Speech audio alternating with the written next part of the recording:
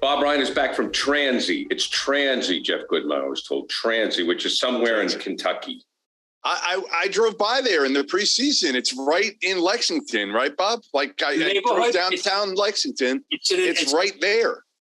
Stone's throw from downtown. It's a nice little neighborhood. It's a nice compact campus. Campusy. It's campusy. I mean, you just, you know, you want a picture of a college campus, take a picture of Transy.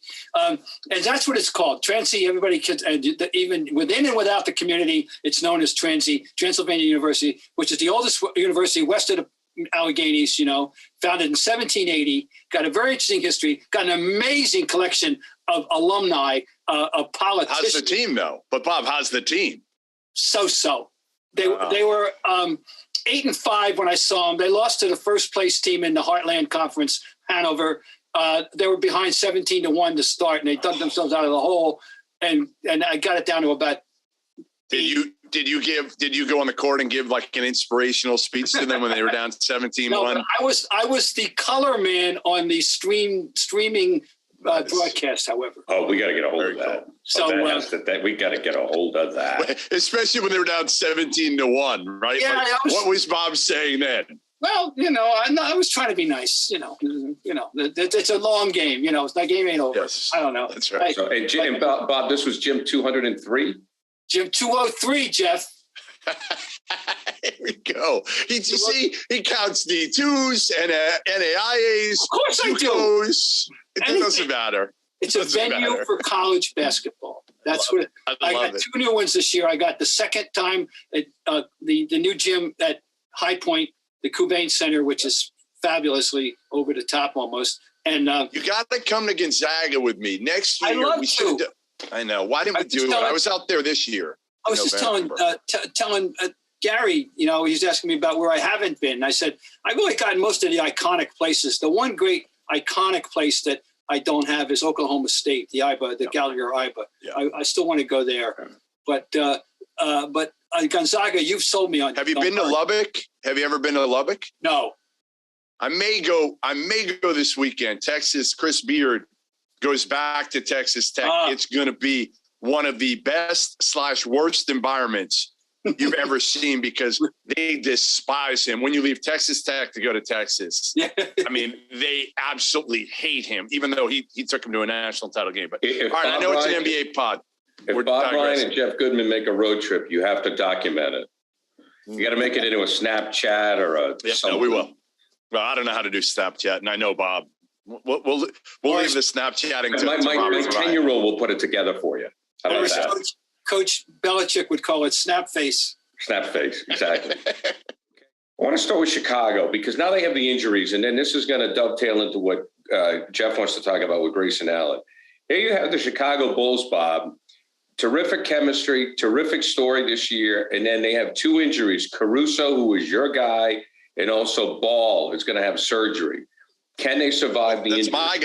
That's my guy. Just so Caruso's your guy. Oh, no. I like Ball. Lonzo. I'm a Caruso guy. Yeah. But he's a Ball family guy. You know, we all know that. But the answer probably is going to be very difficult. It's going to be. The answer is more than likely no. It's going to be very difficult. I just don't know where they're going to find the replacement. I mean, losing Ball was bad enough, but then losing Caruso on top of that, I mean, Caruso would have helped fill the void a little bit. It's a bad week for the Bulls, and I feel badly about it because I like that they're a likable team and they've done a nice job of putting something nice together, and they've been playing well. I wish them well, but I fear for them. Yeah, I think they're in trouble. Like, to me, again, I think the Bulls played over their head early, and DeRozan's been so darn good and an MVP candidate. And now, you got without Lonzo for the next month or 2, he'll come back. I don't know if they're going to have that same mojo, and I thought they caught the Eastern Conference at the right time, right? Embiid doesn't have Ben Simmons. The Celtics are struggling. The Hawks struggled. The Knicks kind of went back to the Knicks. So like somebody had to take advantage and Brooklyn didn't have Kyrie. Yeah, right. You're right. So somebody had to take advantage, and I thought Chicago did it. And Billy Donovan's didn't listen. National, he's coach of the year to me at this point with what he's done. And DeRozan's been fantastic. I just don't know if they're going to be able to keep it up. No. All right. So, Jeff, you wanted to talk about the Grayson Allen foul resulted in a one-game suspension, and Caruso going to the hoop. Allen goes up, fouls him. Yeah. To me, it didn't look that bad. I was surprised it resulted in a wrist injury that is putting Caruso out for like 6 weeks. And he gets but he hit him hard in the air. You can't do that, especially if you're Grayson Allen. And I know this has been Grayson. Listen, nobody knows it better. I sat down with Grayson Allen for an exclusive for ESPN after I think it was his second or third tripping incident. He had won at Louisville, one against Louisville, one against Florida State. And I don't think when I sat down with him, I just don't think he knows how to control how he plays the game. I think he's always played the game this way, which is, at 100 miles an hour, going hard. And I think it is, if you take that away from him, is he even an NBA player? If you change that mindset, do you then not go hard all the time? And you're not really a guy who sticks in the NBA. So I think it got him there. So he's thinking in his mind, I need to play this way in order to stick in the league. But man, over and over and over. And that's the problem is you got this pattern of tripping of now, again, hitting a guy in midair when everybody knows Kelly Oubre did it last night too, to somebody. I forget who it was and what it was, but you just got to be careful. LeBron did it the other night to somebody in the air. In general terms here, I'm not buying it in terms of he has to play this way to stay in the league kind of thing. Because there's a differentiation. We're talking about different things. Marcus Smart plays hard. We all agree to that. Has he ever once been accused of being dirty? Not that I know of. He's hard. He just flops. He just flops. Yeah, all right. That's don't do it. He's lucky he doesn't play when Dave Cowens is playing. I'll just tell you that. But that's another story for another day. But no, he plays hard, and there are other guys who we can identify who play hard and but never been accused of being dirty. There's something I don't know how Grayson Allen is wired. That whole thing in college, it made zero sense to me. No sense to me whatsoever. And it's been a while since we heard from him, in terms of he's been clean. His slate's been, I guess it's been clean, right?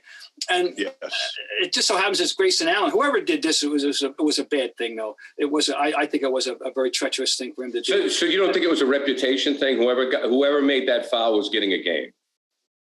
Yeah, well, that's a very good question. I don't know for sure, but I think odds are yes.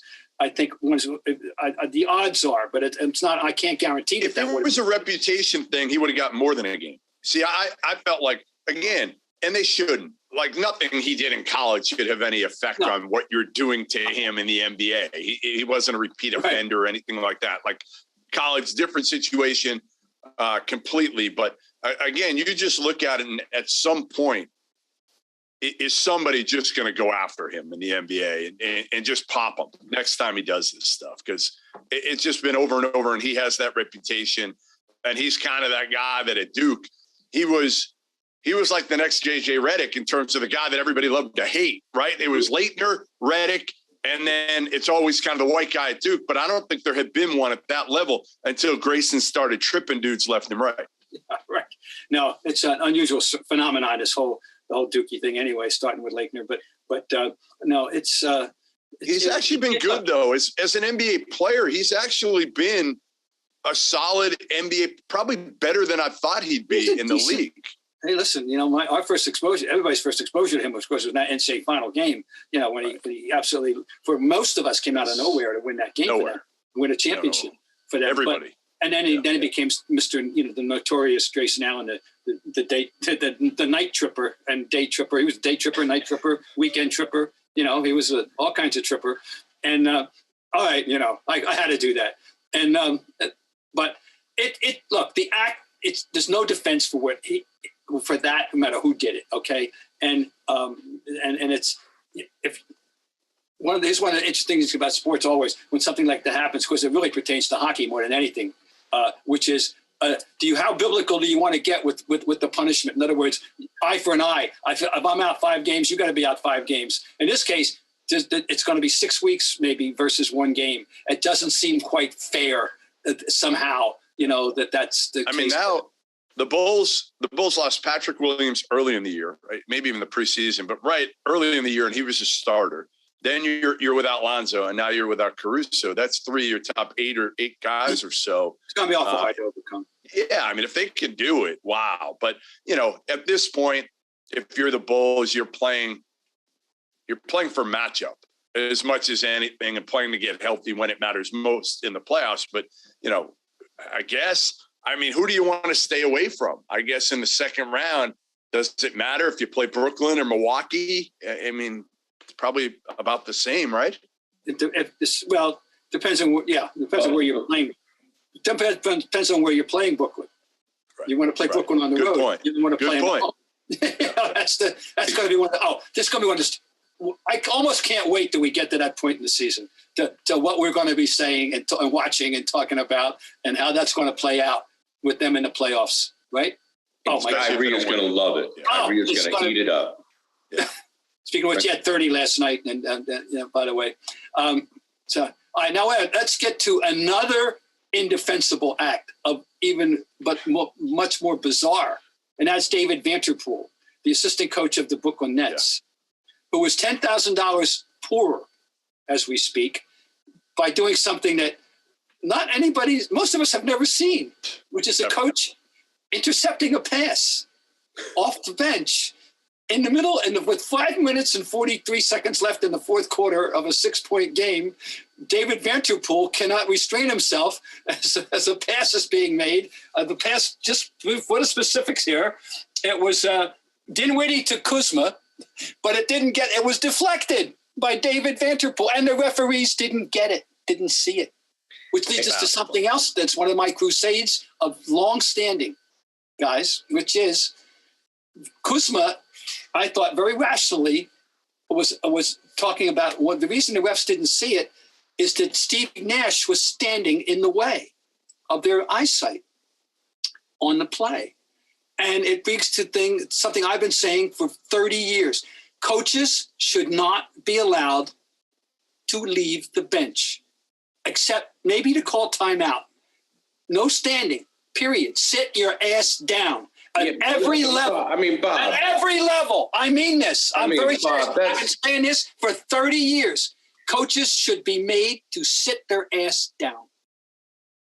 Period. Good luck with that. Good luck. Listen, make them do it. Good luck. In the NBA, make them do it. Actually, in the NBA, it's way better than it is in college, Bob. It's insane in college. These coaches don't shut the hell up, and they are up some are up the entire game. John Calipari is up almost Bruce Pearl is up almost the entire game, and they don't shut up to the refs.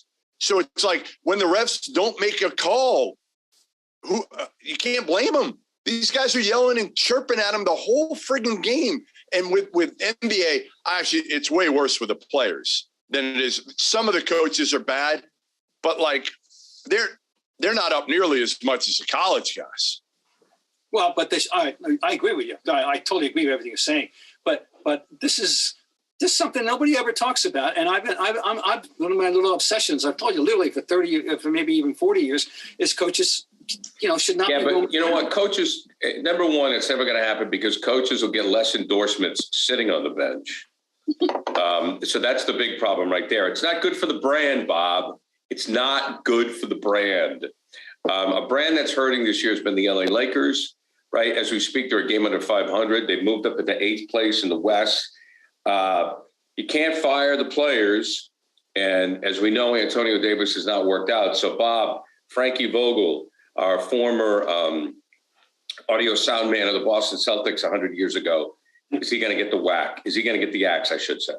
It's very possible. But, the problem starts here with general manager James and the team he and his assistant Pelinka put together, and that's the issue. But he will. I think it's a fairly good chance he'll be the scapegoat sooner or later. Yeah, probably. But it's not going to solve anything. Well, that's the thing is all you're going to want to do, right? They've acquiesced to LeBron for whatever it is, right? Whatever he wants, he gets. And the moment he decides that he doesn't want Frank Vogel around anymore, they'll make a move. They'll bring in not another buddy, because I don't think Frank Vogel was like LeBron's buddy or anything, but I think he knew Vogel well enough, and he knew his reputation, that Vogel would be easy to deal with, would go along with most. And if you're Frank Vogel, you're out of a job, right? You're saying, like, whatever. If I got a chance to win the title, I'll go and play the game with LeBron. It doesn't matter. And if I can get, 3 years, that's probably a good run. 3 years with all the money Frank Vogel's made, and gets an opportunity, to coach LeBron and have a chance, if everything goes right, to win titles every year. Obviously, this year it's different. You got AD, who's been hurt. I don't know if he wanted, to me, the problem was Russ. He just didn't fit. He didn't. Right. If you're going to bring in a third guy, it shouldn't have been Russell Westbrook. Well, when it goes down to where he is sitting on the bench for the last 4 minutes of a close game because the coach says, I had to put out the team that had the best chance to win the game. He doesn't guard at all. Like, that's what people don't get. Like, he puts all this effort and intensity into the offensive end of the game and end of the floor. But the dude doesn't guard at all. Like, his man could be all the way on the other side of the court. He has no idea half the time. So if you really want to win that bad, at some point, don't you say, I'm a freak athlete. I can guard. I can guard probably anybody I want if I put my mind to it. But there's been no pride in that end of the floor for us forever now. No, it's the problem with the Lakers. Anthony Davis hasn't been healthy since day one.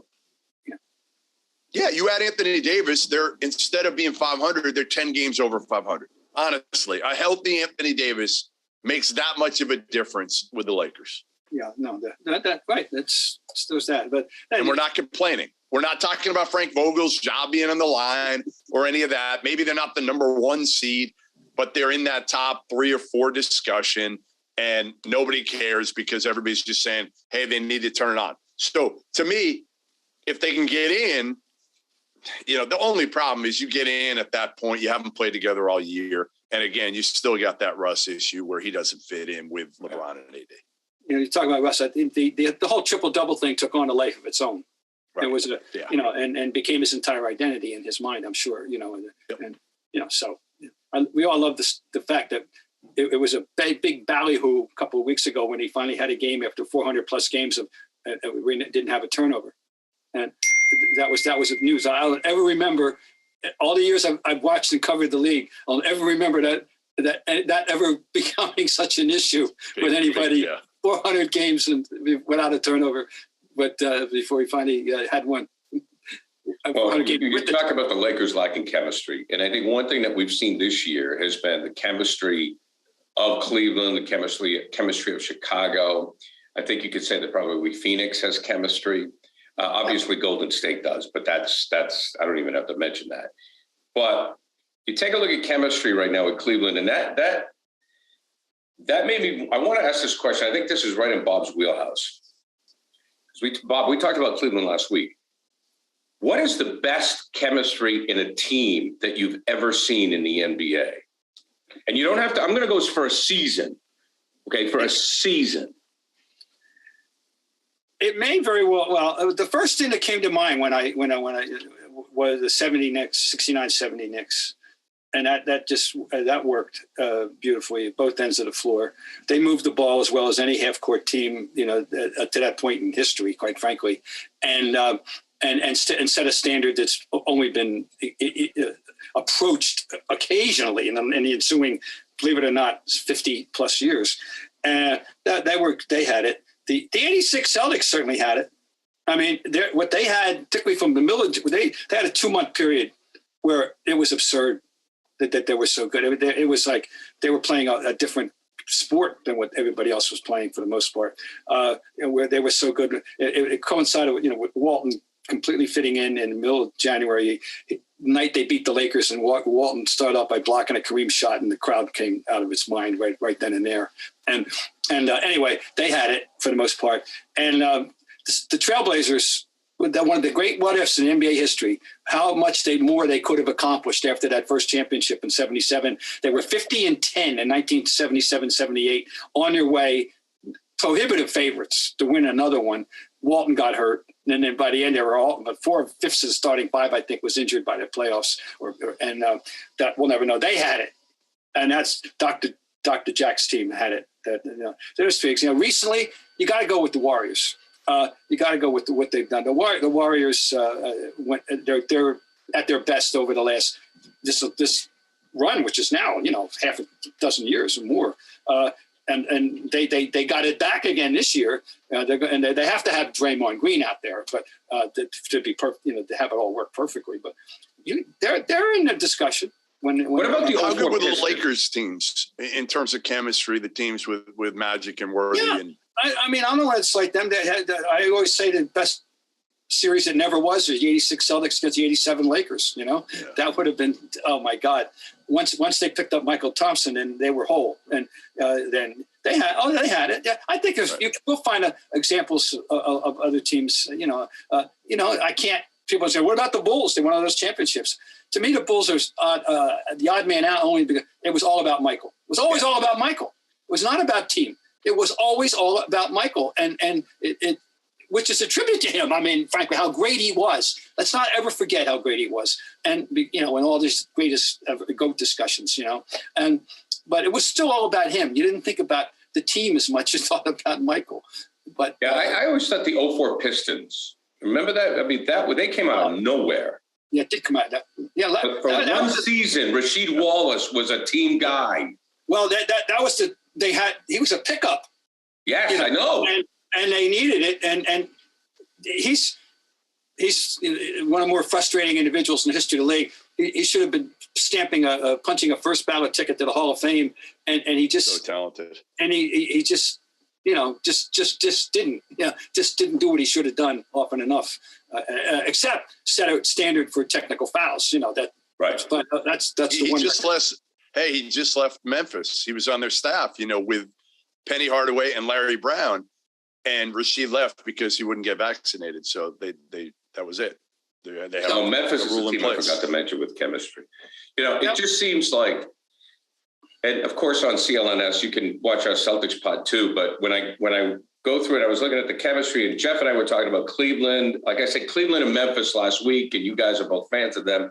And I started to think, like if Tatum and Brown had what Ja Morant has in Memphis, or what Lonzo Ball, or Levine, who's coming back for Cleveland, had in Cleveland, what a different story that would be. Because the point is that you have Michael, and he's probably the exception to the rule. But other than that, all the other great championship teams had that chemistry aside from the star, And right now you have two Celtics stars, and nothing else works. And if you took what Memphis has or Cleveland has or Chicago has and put it with Brown and Tatum, it might be a different story, Jeff. Yeah, I mean, I'm just kind of looking at the teams ahead of them in the standings, and you're saying like, all right, Miami's got the culture and the talent. Brooklyn's got the talent. We know that. The Bulls had a elite level pass first point guard. The Bucks have a superstar who's just as much of a not about himself as there is in a really good point guard in Drew Holiday. Those are your top four teams right now in the East. Charlotte's ahead of the Celtics right now.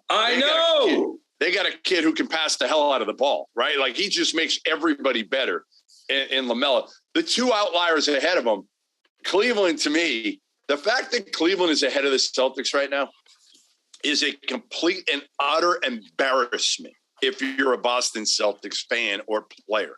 The fact that you can look down that roster and say they are 28-19 and we're 24-24 is a complete joke, because the Celtics, as we've mentioned, have two all-star caliber players. Jayson Tatum went for 51 last night. Cleveland's got a bunch of like decent players. Most general fans of the NBA probably can't name a player on the Cavs right now. Yeah, you're right. Garland with maybe that after that. You're right. So something very good there is going on in that regard. There's no doubt. Yeah. We can't argue with that. So, we talk about the stars in the league, and I just see, and there's no question that there are the stars. But one of the things that I'm observing this league, I think there's kind of a shift right now where I don't know if star. You still need a star to win the whole thing. No. You need the star, Jeff. But I don't know if there's a person out there that can win a championship on their own the way Michael did. No, I thought LeBron was that guy. But I don't see anybody else. I don't even think the Freak can do it.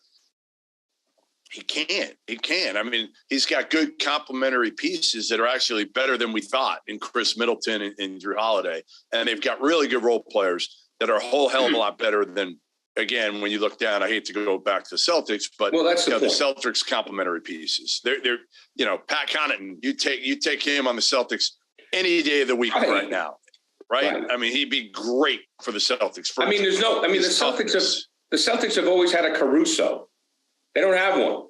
You know what I mean? They don't. The good Celtics teams always had a James Posey, right? Even a James Posey. They don't have a great one for that. They don't have one. You know, Wesman, go down the list. Gentlemen, it's always a pleasure. Bob, welcome back from Transy. Thank you. And I was just very happy to know that Bob had not only been to the University of Maine, Pitt, not once, Jeff Goodman, but twice.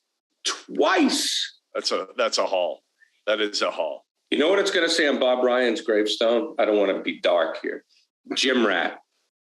Yes. Gym rat.